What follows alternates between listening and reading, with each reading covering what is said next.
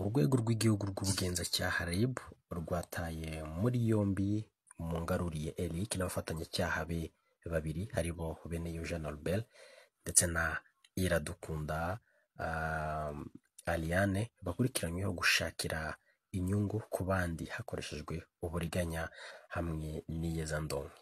Iperereza ry'ibanze rigaragaza ko Mungaruriye yafunguje ibigo by'ubucuruzi cyangwa se kompanyi byizeza abantu kubashakira akazi muri serivisi zitandukanye, ariko babanje kwishyura amafaranga bikarangira nta kazi babonye.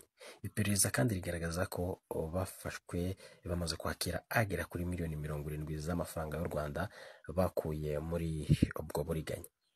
Aba bafungiye kuri sitasiyo ya RIB ya Nyarugenge mu gihe dosiye yabo irimo gutunganywa kugira ngo yohererezwe ubushinjacyaha.